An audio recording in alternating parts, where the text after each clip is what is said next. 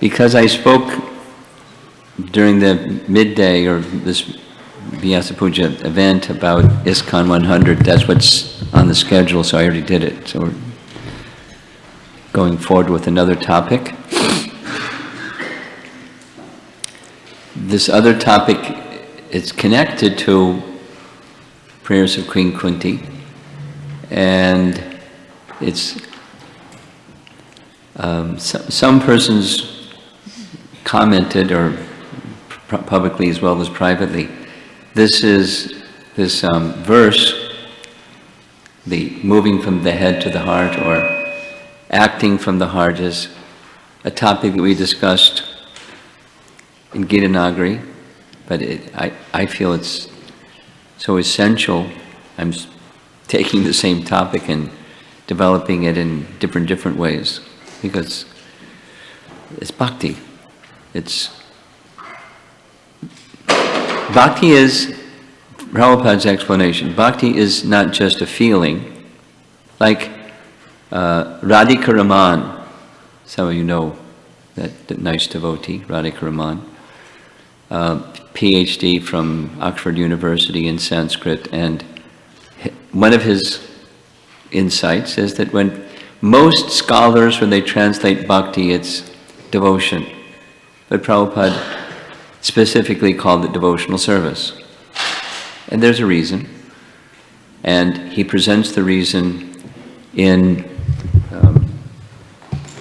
the purport of the last verse of chapter 6. The root word of bhakti is bhaj, and bhaj means practical activity.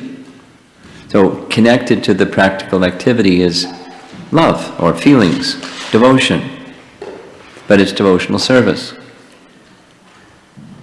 So devotional service is service, it's practical activity, and it's not just the emotion that you feel when you're doing that. Sometimes people wonder, why don't I have a good emotion about, something, chanting or serving or something or other.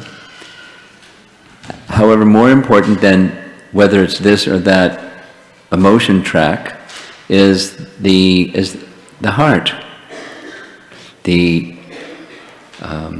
soul dedicating the soul, to self, the true self, to please Krishna, and then following that comes the rest.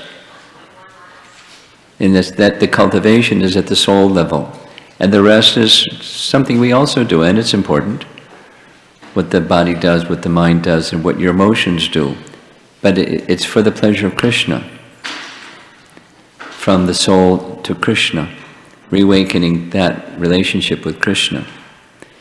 So there's our foundational verse again, Anyavilashata Shunyam, Jnana Karmadya Navratam. The first two lines, that's the exclusive, what bhakti isn't, and then the next two lines is what bhakti is. Anukulyena Krishnanu Shilanam Bhaktir Uttama.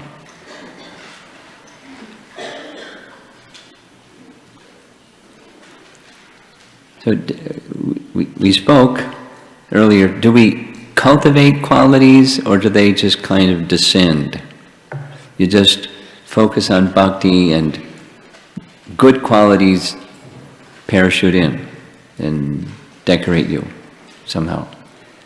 And it can happen that way, but when bhakti is operative, when the soul is aspiring, has this intention, this determination, I want to please Krishna, I want Krishna to smile. Of course, Krishna is always happy, but I'd like my existence to be pleasing to Krishna, and my service to be pleasing to Krishna. So whether I'm cooking, or thising or thating, I want Krishna should be pleased. And that's one's,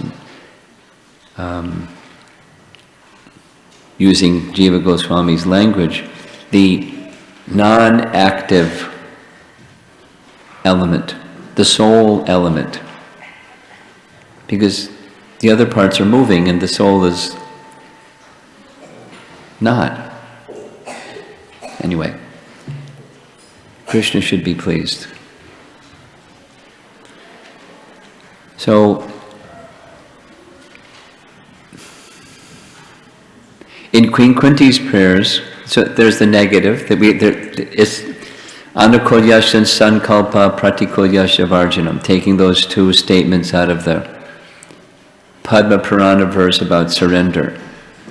You accept things favorable to bhakti, and you reject things unfavorable to bhakti. Those are two symptoms of surrender. When you submit yourself to Krishna, that's two things that you do. So it's you do. You reject some things and you accept some things. So now, what about how do you keep Krishna at the center? Life is complex enough, but what to speak of when there's a relationship, then it's not just your mind and your senses and your free will, it's another person's mind, another person's senses, another free will. Those that are married know what I'm talking about, and those that have a child or two, you know what I'm talking about. There's another set of senses, another mind, another will. And how to have a relationship where pleasing Krishna is the program. Or is it possible? Can we factually have a soul-to-soul relationship where Krishna is at the center, where there isn't all of this material attachment thing going on? Is it possible? Well, there's two verses in Queen Kunti's prayers that touch on this topic, and that's what I wanted to do. So it's connecting with our core verse, Krishna Anushilana, Anukulyena Krishna Anushilana, Bhaktir Uttama. For someone who's on this Uttama Bhakti platform, is it possible? Can we factually have soul-to-soul relationship? Not just body to body or mind to mind or emotion to emotion, but soul-to-soul relationship. Is it possible? Without material attachment. That was, if you remember from this morning, that was Devahuti's question. Same question. And it's covered, or touched on at least, in Queen Kunti's prayers. And we're going to discuss this evening two verses, and we're doing them in reverse order, but there's a purpose. 42 first, and then 41. And this is a sing-along, and you'll recognize the voice as soon as I do the recording.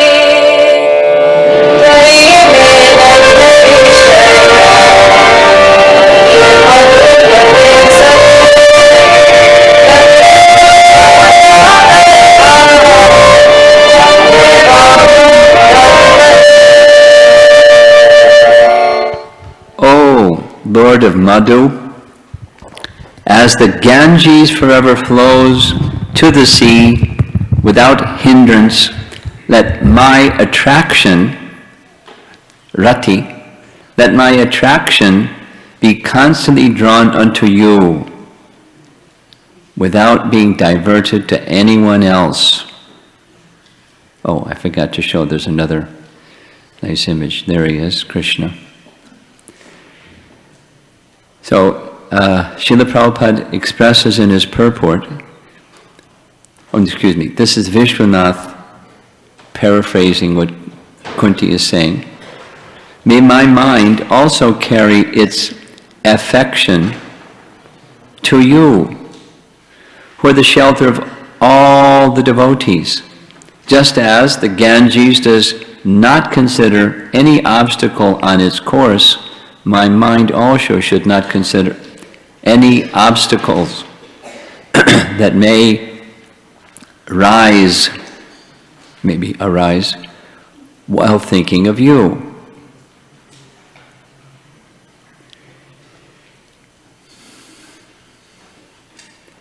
So,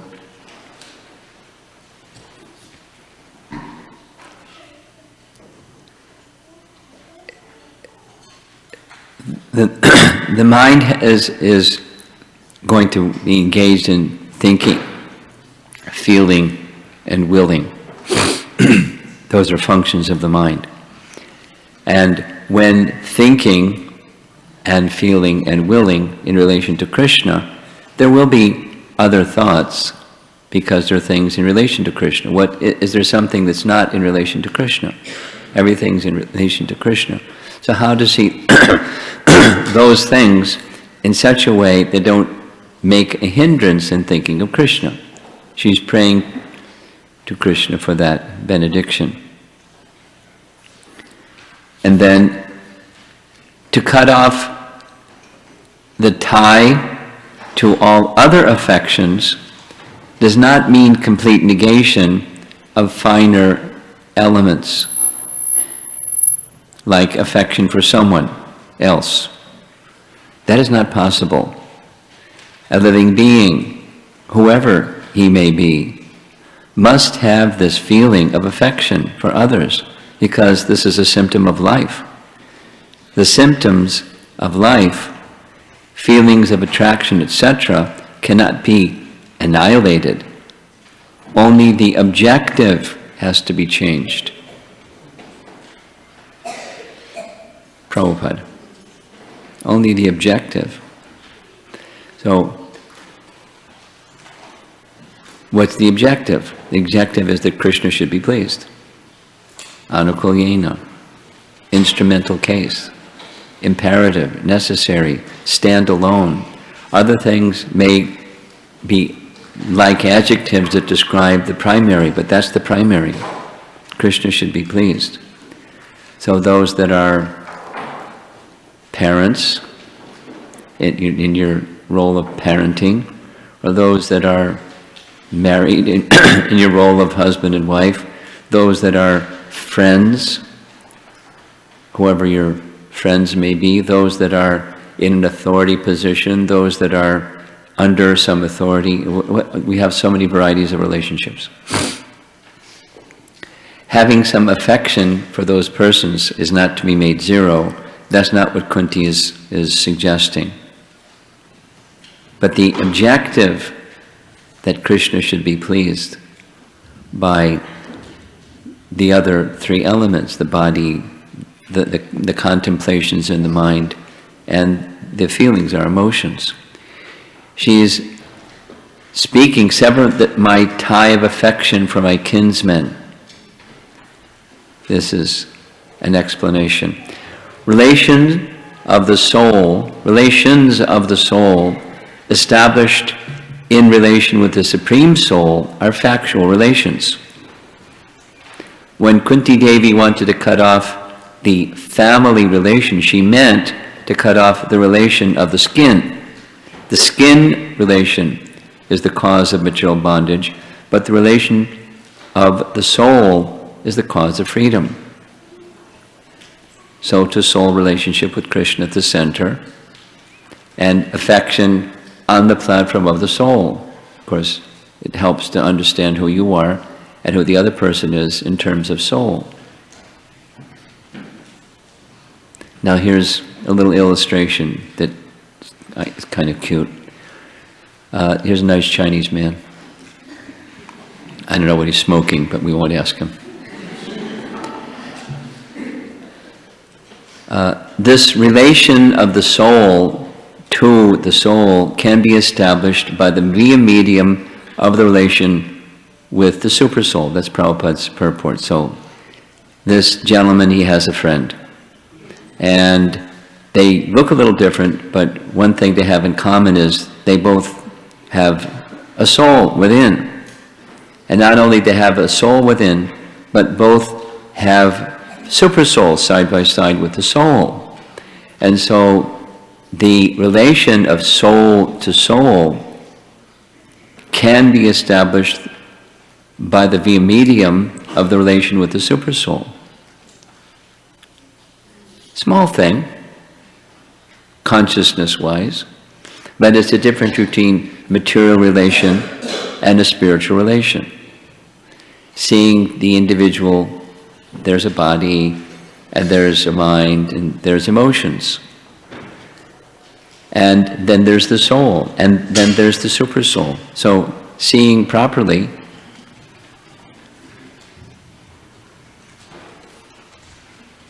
seeing your friends, I guess. Good.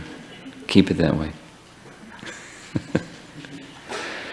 So, a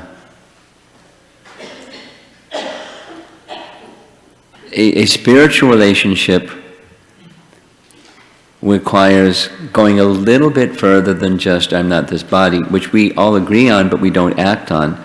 And beyond that is the supersoul, is the same supersoul within my heart, within your heart, within each of our hearts. And that's a reality. That's a spiritual reality. So we can have soul-to-soul relations without the undue affection. There's a natural affection for others, but as Prabhupada wrote, the objective has to change. He gives this example. Seeing in the darkness is not seeing, but seeing in the light of the sun, by the light of the sun, means to see the sun and everything else, which was unseen in the darkness. This is the way of devotional service. It's a nice example. It's pretty clear, right?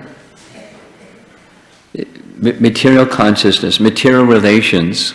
Remember that little visual of a lamp that is luminous and illuminates things? So the living entity is conscious and consciousness.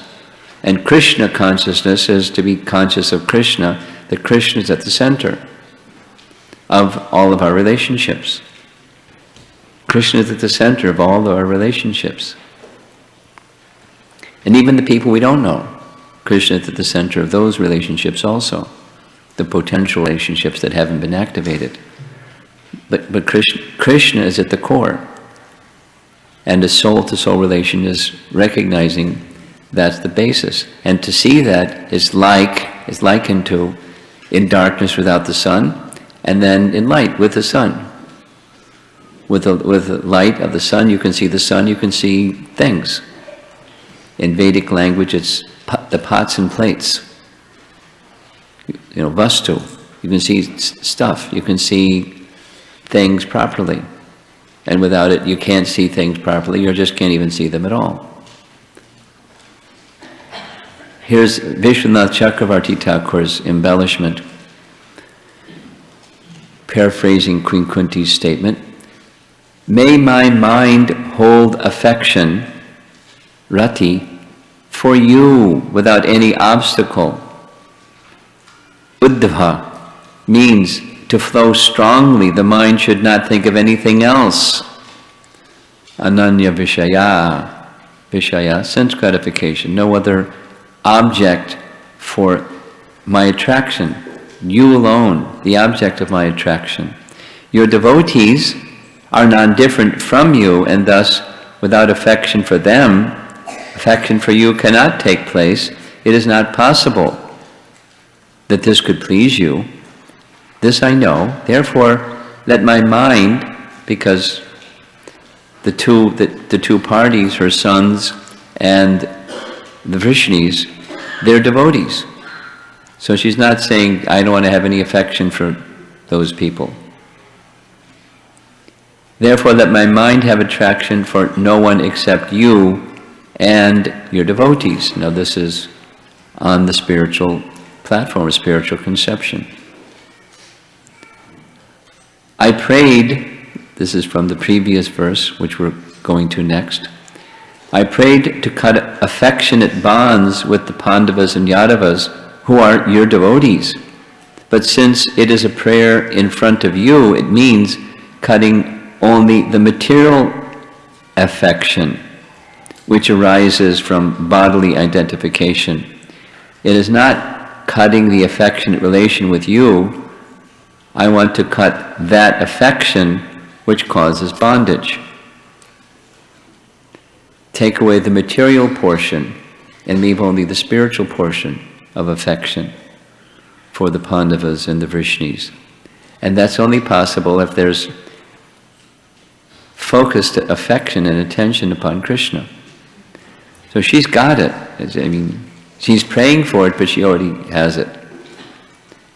But she's speaking as if she's one of us. And the dynamic is pretty easy to understand.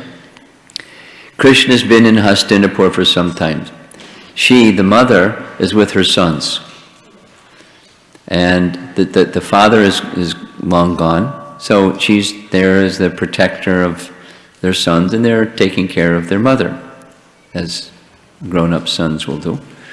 And Krishna is now leaving. The Kurukshetra battle is over, and Yudhishthira has become the king, and everything's nice again.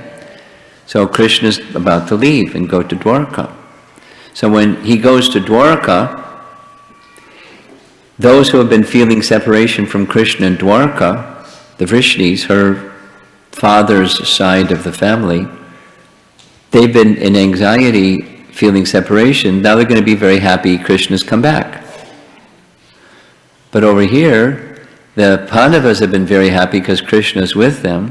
Now Krishna's going to leave, so they're going to be very sad. So she's torn between these emotions of happy for her father's side and unhappy for her son's side. And she's torn between those two emotions. And Krishna is the object. So she's asking Krishna, please take away the material portion of my affection, that my affection simply go to you. She's not weak in her Krishna consciousness. She's speaking as if she's one of us, similar to what Devahuti says. And when those who have been in separation from Krishna are again united with Krishna, that happiness is restored. But the unhappiness or the sorrow from separation, or the intensification of feelings of love in separation, is another ecstasy. From a worldly point of view, it doesn't look like it. But from a transcendental point of view, it is. So let's just, before we go on to the previous verse, which is text 41, let's again go to our Anyabilash Darshunyam. This is practical application time of a fundamental verse for the whole of Rupa Goswami's teachings on bhakti. Anukulyena Krishna Anushilana. Anukulyena Krishna Anushilana. Anu again means consistently, not just occasionally. Krishna means Krishna, his expansions and his devotees and those in relation with him.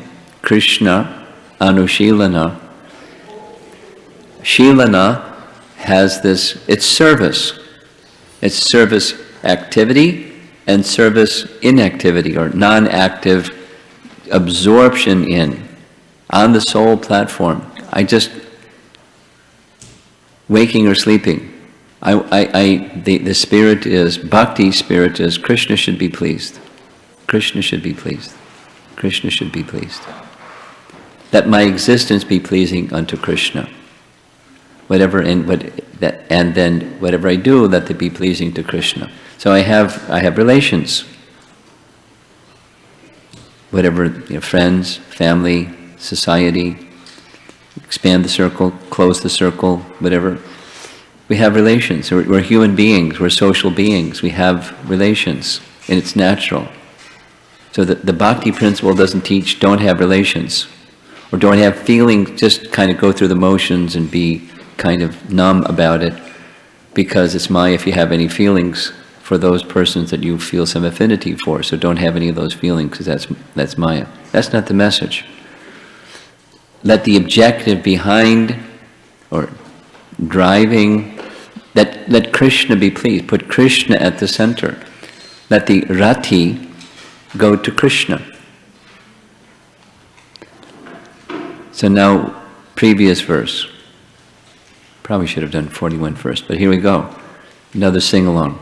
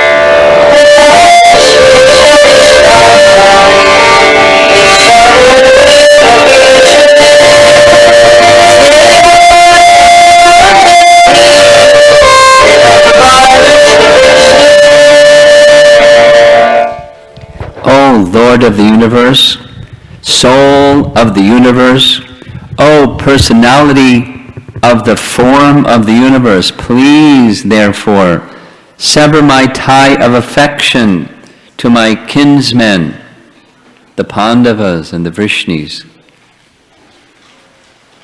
Prabhupada's purport: a pure devotee of the Lord is ashamed to ask anything in self-interest from the Lord. But the householders are sometimes obliged to ask favors from the Lord, being bound by the tie of family affection.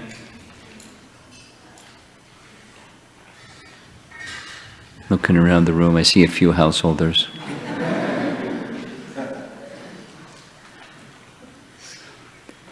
Srimati Kunti Devi was conscious of this fact, and therefore he prayed to the Lord to cut off the affectionate tie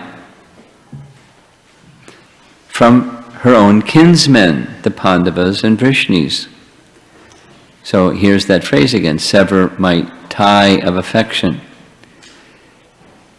Jiva Goswami comments in Priti Sandarbha, Queen Kunti thinks, quote, if Lord Krishna departs from Hastinapur, that will be inauspicious for the Pandavas. And if he does not depart from Hastinapur and return to Dwarka, that will be inauspicious for the Vrishnis. Her heart, thus agitated by competing affections for these two sides of her family, Queen Kunti herein prays that the affection she bears for her kinsmen be destroyed.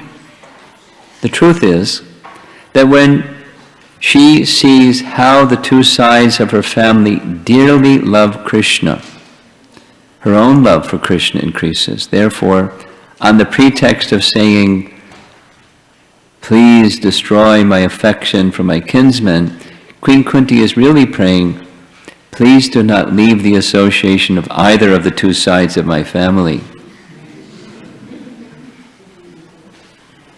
Which is what she really means. Jiva Goswami's really sharp, huh? It is sometimes experienced that the Lord, out of his special affinity toward a weak devotee. Do you know any weak devotees? Breaks the family affection by force of circumstance arranged by his all-powerful energy. By doing so, he causes the devotee to become completely dependent on him and thus clears the path for his going back to Godhead. Prabhupada spoke like that about himself. Now, it doesn't mean rub your hands together and think, aha, I'm going to get some special mercy from Krishna. We've got some problema here in this relationship and I'm heading for the hills. Krishna's mercy, right? That's not.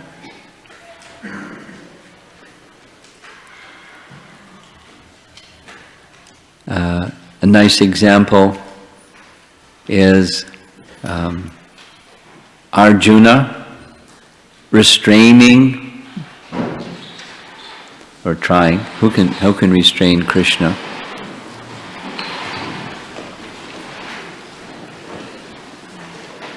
When Krishna, to protect his dear, most friend and devotee, Arjuna, from the arrows of grandfather Bhishma, he picked up the broken chariot wheel of Arjuna and was ready to smash grandfather Bhishma. But so Arjuna is in this conflicted situation. Krishna's saving his life. At the same time, it's grandfather Bhishma, his grandfather, who, in the absence of his father, was his father. Grandfather Bhishma was so affectionate. We hear Prabhupada say, the grandfather is many times more affectionate even than the father. So, all of that affection showered for years together upon the Pandavas. And Arjuna, he's torn.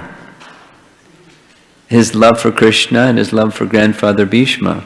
So he's trying his level best to stop Krishna from smashing grandfather Bhishma with the chariot wheel. Which may mean, if he doesn't stop him, may mean grandfather Bhishma gets killed or he gets killed. But he's torn. But it's all part of a larger drama where grandfather Bhishma, he drops his weapons, seeing, Krishna loves his devotee even more than his own religious principles. His religious principle of upholding his word, keeping his vow. For Krishna, his devotee is more important than anything. I knew it. So he's happy to get smashed by Krishna. Now, by arrangement and Leela, right at the moment,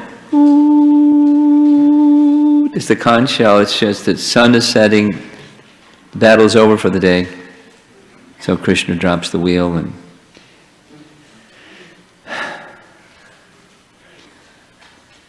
Mahabharat's really nice.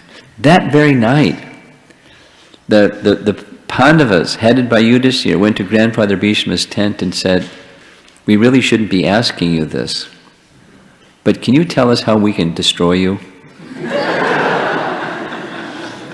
Because we understand that even Parshuram couldn't defeat you. But your grandfather Bhishma, you must know how you can be destroyed. Can you tell us how we can destroy you? Your grandfather, surely you'll tell us. And he does. He gives this really long Sikandi story. So he has affection for the Pandavas. He has even greater affection. His affection for the Pandavas is based upon his affection for Krishna, yes? That's a soul-to-soul relation with Krishna at the center. And there's feelings. Natural, we don't kill feelings. It's not Krishna consciousness.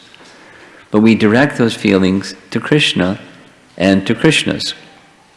And even if it's somebody like Prahlad, You know, Hiranyakashipu is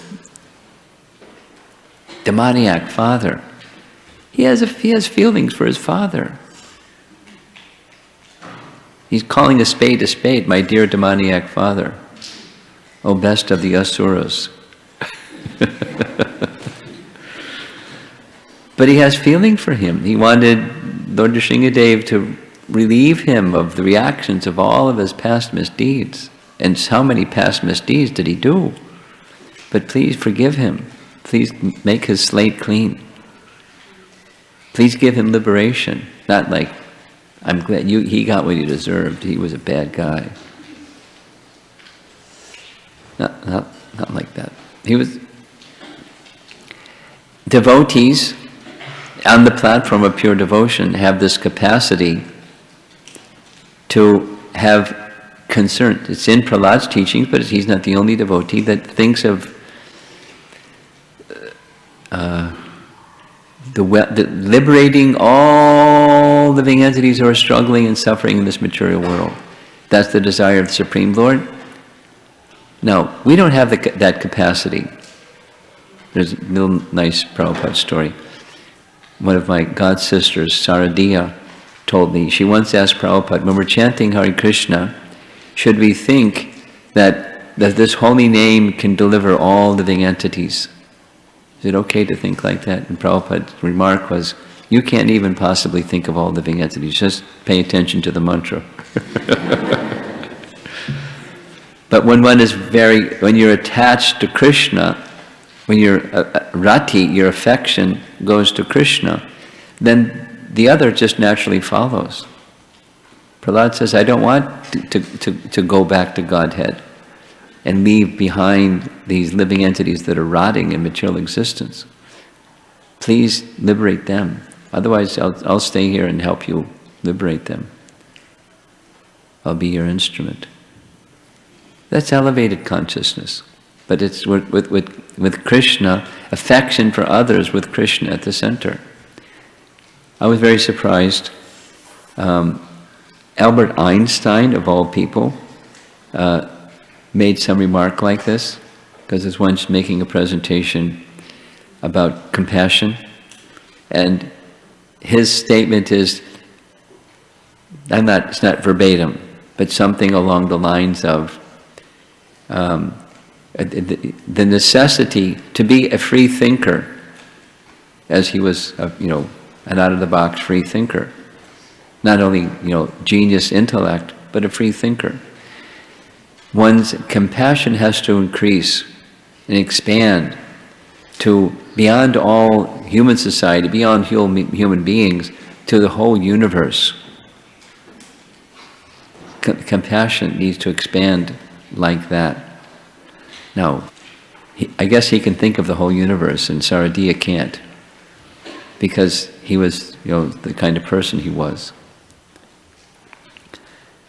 But for compassion to expand like that, our teaching is, it has to be with Krishna at the center. That's Kunti's teaching, that's the Bhagavatam's teaching, that's Rupa Goswami's teaching, that's the message I want to share this evening. Where we can have relations that aren't all messy with the senses and thoughts and feelings without Krishna at the center. But needs of the body and needs of the thoughts of the mind and the emotions, those different categories where Krishna is at the center, it's a challenge to keep Krishna at the center, but that's our life as devotees. And that with Krishna at the center means somehow, at least striving that Krishna should be pleased. Then we're cultivating bhakti. We're cultivating Krishna consciousness in the proper way. And if you cultivate in the proper way, you'll get there. One who strives by right means is assured of success. And we're not there. But we can cultivate. Anushilana. It's a type of cultivation. That's how Prabhupada translates that, Anushilana. It's a type, Krishna consciousness is a type of cultivation. Following the path of previous great we cultivate. There are role models, or there are acharyas, and they're the persons who we follow. We're anugas of such people. We're followers of such people. They show by example. We don't imitate, but they show by example. And we pray to them. We learn from them. We hear teachings from them. We try to cultivate and apply those teachings. That's what I'm attempting to do this evening. From Queen Kunti, how do we apply this message of Rupa Goswami in terms of relations? And as it applies to the Pandavas and Vrishnis, it applies to all relations.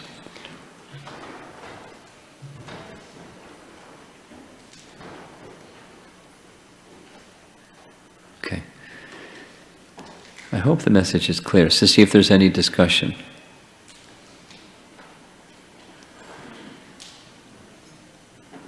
Yeah?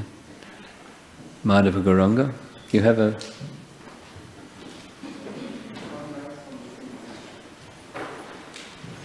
There's Prahlad Senior.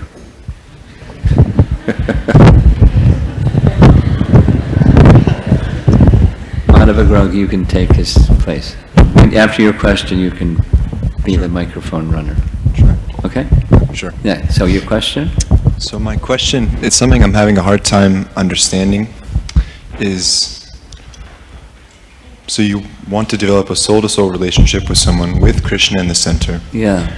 But how do you know if by your actions or by your intention or what you say or how you say it is pleasing Krishna?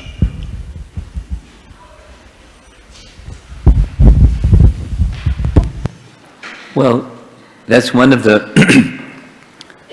A reply to your question is, that's one of the reasons to regularly read Srila Prabhupada's books, because from reading Prabhupada's books you'll have an understanding of what's pleasing to Krishna. So, from the Srimad Bhagavatam is the cream, the ripened fruit of all Vedic wisdom, and Vedic wisdom is revealing the absolute truth, it's revealing God or Krishna. So, through that descending sound vibration, we'll find out about Krishna and what's pleasing to Krishna. I mean, part of it is the do's and the do-nots, but there's so many subtleties. And from reading Srimad Bhagavatam, well, not only the head, but the heart will understand. It'll go in and it's not snap your fingers, okay, now I got it. It's not quite like that. And different Vaishnavas will have a different perspective on what's pleasing to Krishna, and that's okay too.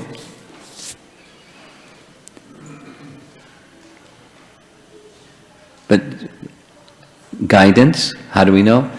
Guidance, scripture, Guru Sadhu Shastra. And the king amongst Guru Sadhu and Shastra is Shastra. Because Guru and Sadhu follow Shastra, that's the principle. And the ripened fruit of all that Shastra is Srimad Bhagavatam. Of course, Bhagavad Gita, but particularly Srimad Bhagavatam. So, read regularly. And discuss. And when questions arise, don't be lazy. Pursue the questions, pursue the answer. It doesn't have to be like, obsessive, but continue with that inquiry.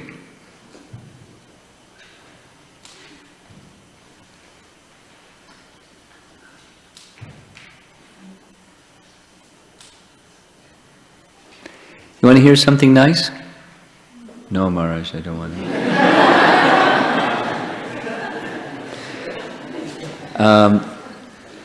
The section of the Bhagavatam that the Chicago Temple has been reading from is about one king. What's his name? The king that becomes too much attracted to sense enjoyment? Yayati. And how did Yayati go from an attached fellow to beyond attachment? It's got to be association with the devotee, right? You can't.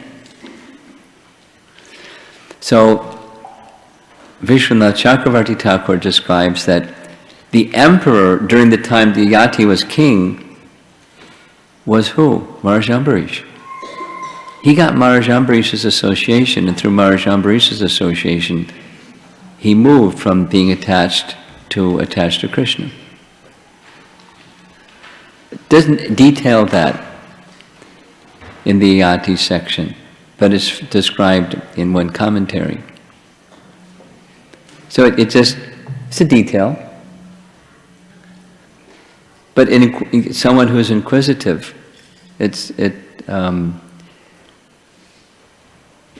all the pieces start to fit together, and then it can tell you something about how are my activities pleasing to Krishna.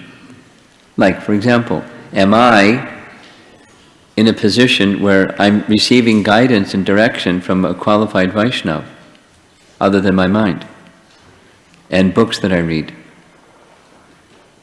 That's a topic we're going to discuss tomorrow morning.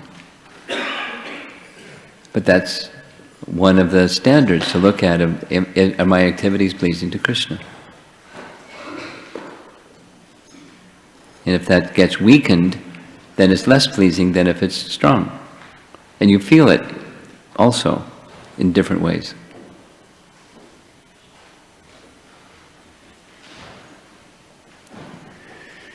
Guru Sadhu Shastra. Someone else? A couple questions. He took your service away, Madhava. Go ahead.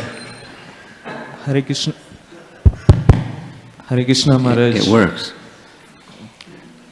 My question is also related to the similar point of having soul-to-soul relationships. One of the presentations or one of the ways is to see the super soul in each and every living entity. And my question is, Maharaj, does this require constant cultivation, or does it come by one of the points you mentioned as when we develop affection towards Krishna, naturally affection to other living entities is also developed? Yeah. So It starts with, it's the bhakti principle. And as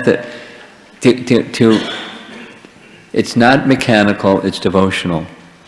And as attachment to the object, Krishna, is cultivated by your devotional practices and your direct services, then in other activities, that attachment will continue, sustain, because Krishna is everywhere.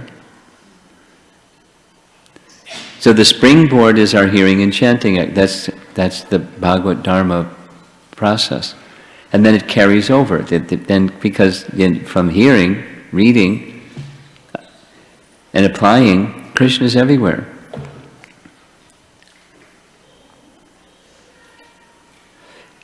The horse that pulls the cart is bhakti. And the hearing and chanting is nourishing the bhakti. And then as one becomes from hearing and chanting, then remembering. Remembering means some affinity for, some attachment for Krishna. That even when fill in the blank is going on, there's attachment for Krishna, because He's eternal and you're eternal and you have a relationship with Him. So whether it's in the workplace, or you're driving to work, or you're in the marketplace shopping, or you're cooking, or this thing or that thing, you're attending a gathering, you're with other devotees, whatever it is, whatever is outside, the attachment for Krishna, as it awakens, then the remembrance continues. The hearing and chanting is the springboard. That's the place where we cultivate bhakti, primarily, and then apply it, and continue to apply it, and cultivate applying it, and it becomes your life. It permeates everything, like this nice example of the sun. It lights up everything, and then you can see everything, as well as see the sun. Nice example. Paramarupa, over here? No, right here. Hare Krishna, Guru Maharaj. Oftentimes, when trying to please Krishna, there are conflicts of inspiration between devotees. No. So there could be conflicts of perspective, but there could be also conflicts of inspiration. I'm thinking about a certain person, there may be some conflict in inspiration in your life, or two or three. Go ahead. So, long time ago I have also heard that bhakti is a science of being defeated. Bhakti is what? Is a science of being defeated. Being defeated. Where did you read that? I think, I recall probably more than 12 years ago, hearing from Radhanath Maharaj in probably one of the lectures where... You'd have to give the whole context for that one. Okay. So I'm trying to put the two together. Is it like, being humble? Yes. Oh, okay. Being defeated means your false ego gets smashed. Okay. So when there is a conflict of inspiration, let's say I'm facing with another devotee, would I just bring this point that Krishna would be pleased if I subordinate inspiration to another devotee's inspiration? Somebody that knows how to control children can please do the needful. It's not always one thing. Give and take. Sometimes and sometimes. Give and take. And that's how devotees, how you and should function with devotees. And it's not like, you're keeping score and too many times, so now you should get some on my scorecard over here. But it's its principle, give and take.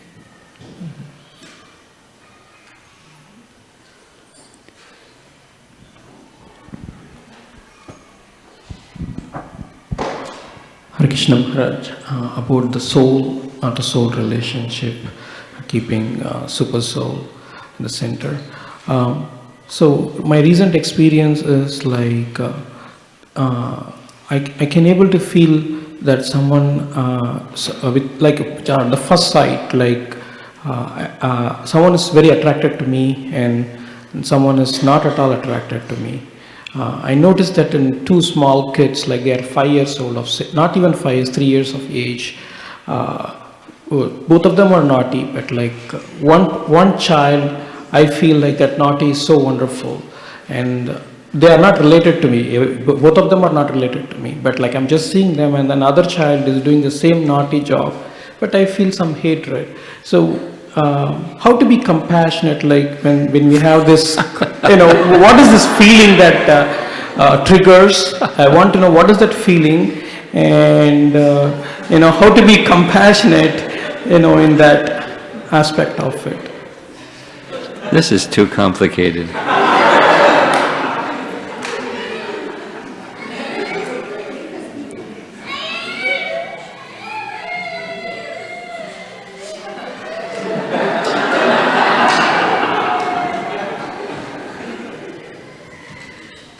You hurt her feelings.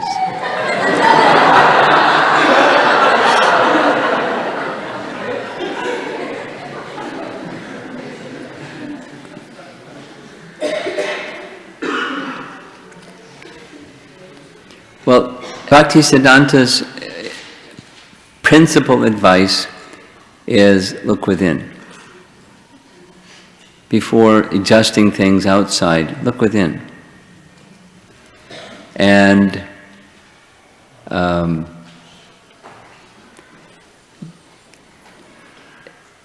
would, one obvious path, there's so many things one could do, but one obvious path is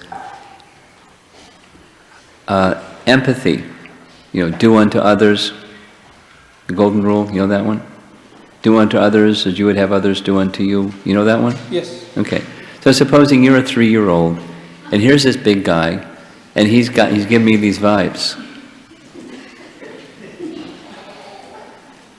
how would you feel? What would you want that big guy to do instead of giving you the vibes? And then do that.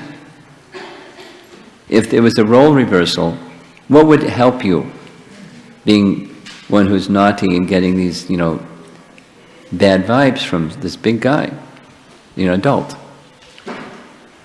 So when you have a power position because of age or whatever, you're not they're not your own children, but you're big and they're small. So what's my duty? So you can't just make your emotions Zippo, but you can modify them by a mode of goodness, by cultivating the mode of goodness where, how would I feel if I was in that small child situation? What's the best way that I can be of service to this child? Think in terms of service. And some people are better at it than others.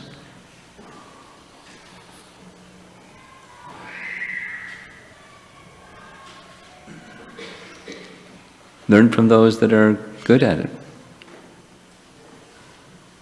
All those things.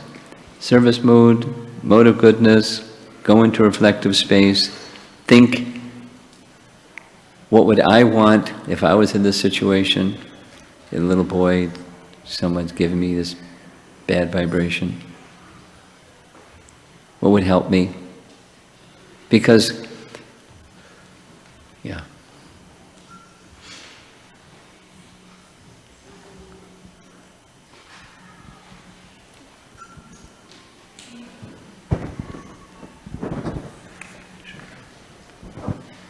No, go ahead, Chaitanya, go ahead. Hare Krishna Guru Maharaj. So my question is somewhat related to what Prabhu asked. So we always should practice having Krishna at the center in any kind of relationships. So when it comes to kith and kin who do not have the same conception of having Krishna at the center, how do we deal that kind of relationships? Where we are trying to place Krishna at the center, but the other side it is... You're responsible for your consciousness, not theirs. So you just, in a way that you think would be appropriate, given the circumstance, without, analyzing all the details, because it can be very variegated. It could change even from hour to hour, but given the circumstance, what will be pleasing to Krishna? Now, in some cases, pleasing to Krishna might mean, I'm thinking of a circumstance or two, where it's not pleasing to the kith and kin, but it is pleasing to Krishna, and so I stay with the path of pleasing to Krishna. Now, there may be other circumstances where I yield and make some compromises because it'll be pleasing to Krishna.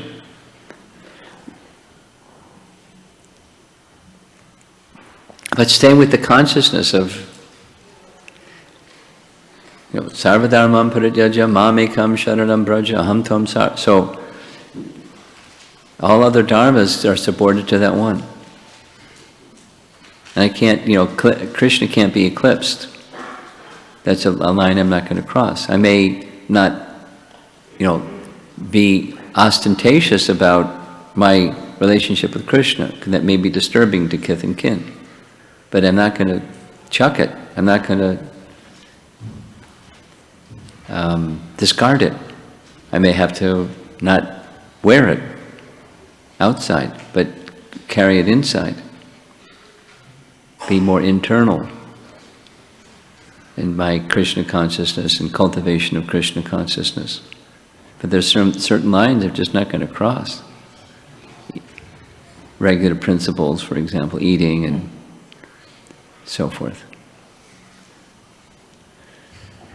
Thank you. Tolerate. They may have to tolerate you, but that's their problem. Thank you, Maharaj. Yeah. Yeah. Hare Krishna Guru Maharaj. I have one thought on the same point, soul-to-soul connection with the medium of super soul. Oh boy, I'm glad you guys got it. I mean, I worked really hard to get the message across. I am thinking of Vidura after being insulted in the court by Duryodhana. He left for 34 years for going on pilgrimage. Yeah.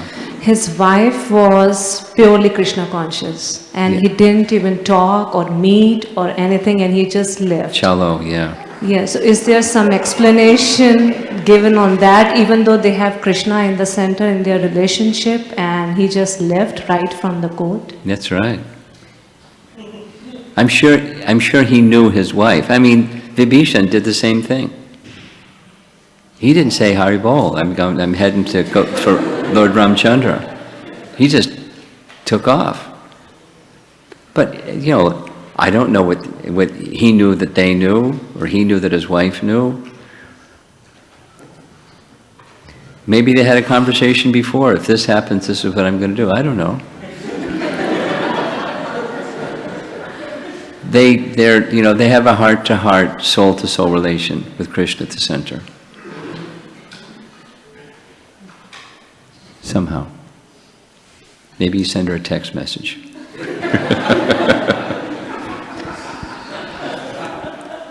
Maybe he sent a Brahmin messenger to, carrying a message to her. I don't know. It looks more like an individual soul relationship with Krishna. The reason I'm saying is because... Well, be careful. Be careful.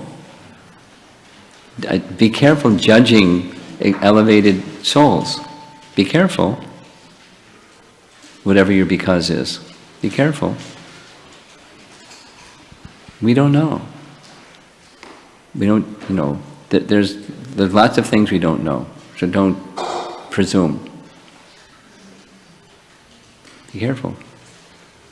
Thank you. Yeah, I see some hands on the ladies' side. I see a bunch of hands. Yes. Hi Krishna Maharaj. I was trying to build this question and you were answering so many devotees on the same topic, soul to soul. I have a similar question on that. Prahlad Maharaj prayed to Lord Nrsimhadev to liberate his father, make his slate clean. Yeah. He is a pure devotee. I am here at this low level with mixed bhakti in me. I am also praying similarly. And also what? Also what? Praying similarly for other souls. Praying for other souls. Yes. I heard your answer to that Prabhu's question, like it depends on their dealing with Krishna, the kith and kin that you just mentioned. My question is, how will Krishna reciprocate with me? Like with you? Yeah. Not Prahlad and Hiranyakashipu, but you.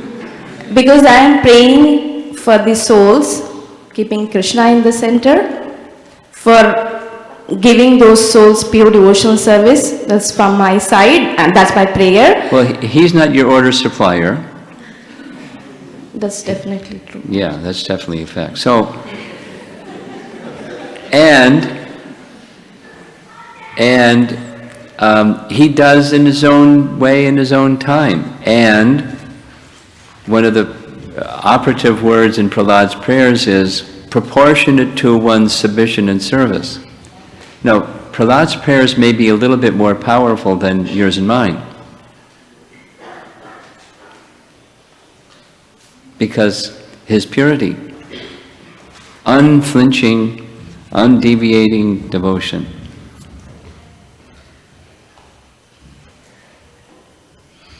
More powerful. Purity is the force. And Krishna is moved. Krishna appeared, Lord Vishnu appeared as Lord Nrsimhadev to protect Prahlad. He didn't do that too many times, but because of the purity. So who is praying makes some difference. That doesn't mean we shouldn't pray because we're not pure yet, but it's if one gets the favor of an elevated Vaishnava, that's very special. One becomes dear to any Vaishnava, that's very special.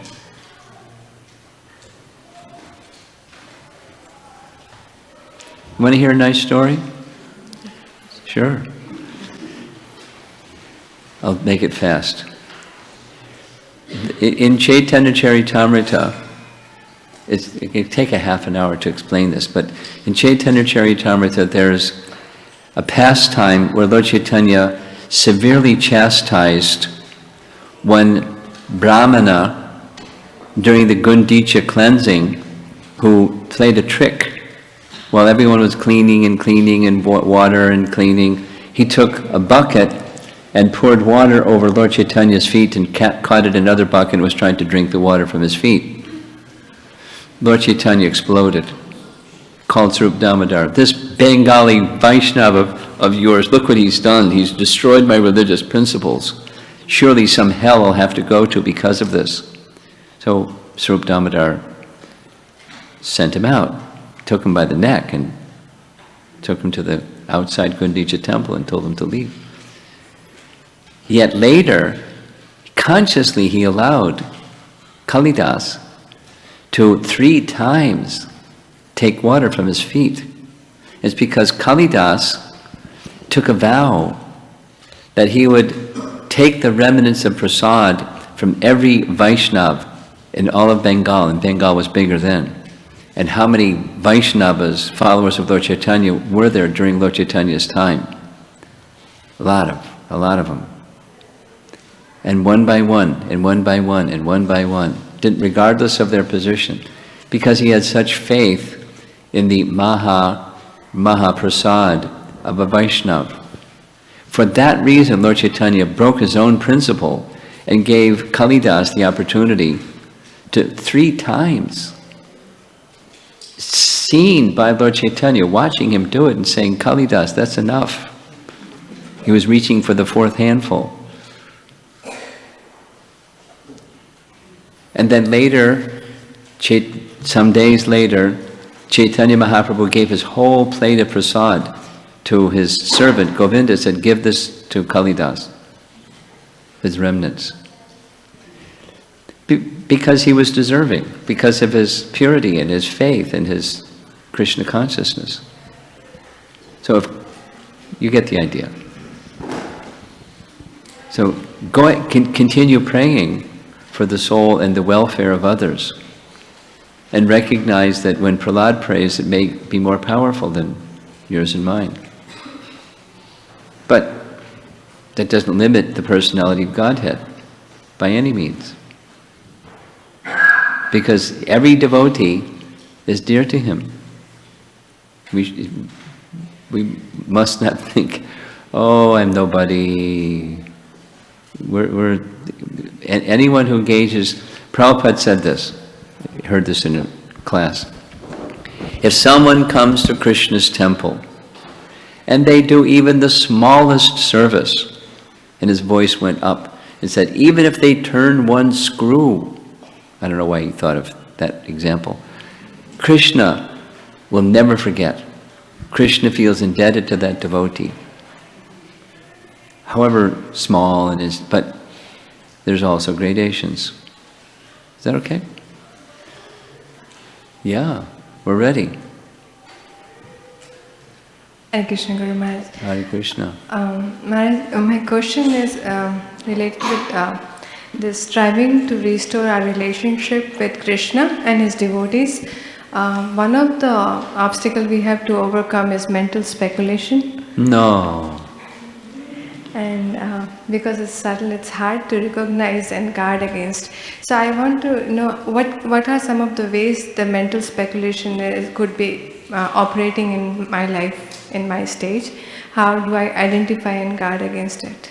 Well, your question is not the same, but quite similar to Madhava Gauranga's. How do we know that what we're doing is pleasing to Krishna? Or you're more specific as what are the ways that mental speculation can be operating in relationships with others that's not pleasing to Krishna?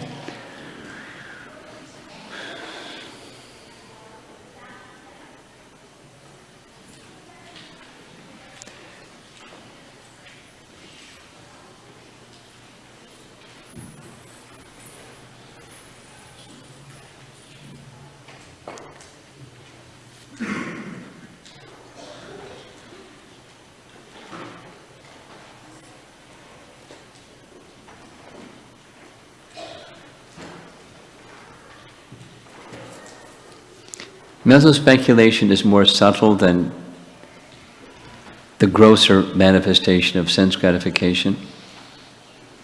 So it's a little more elusive because it's a little more subtle.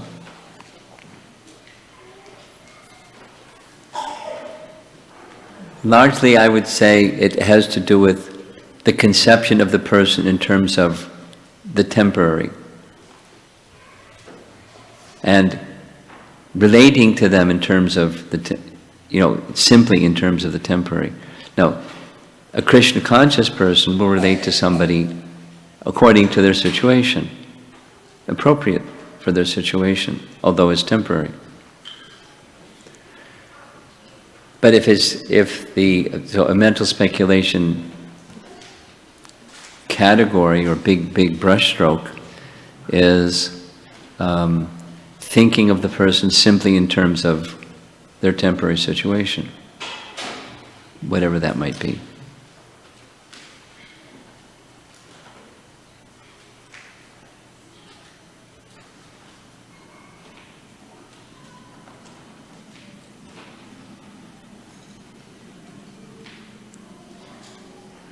Another big one is reading into the meaning of someone's words and not seeking clarification, their intended message. Big problem. We've all had the experience. When we say something and the intention in our communication when saying something is somehow doesn't get transmitted to the other person, and they take some other meaning than what we were intending to convey, and they start dealing with that as reality. And they may like it or not like it or something or other. So that's not exactly mental speculation, but it's misreading. So it's good practice to reiterate, say back to the person, not in a, this empathic listening. It drives me nuts. So what I hear you say is,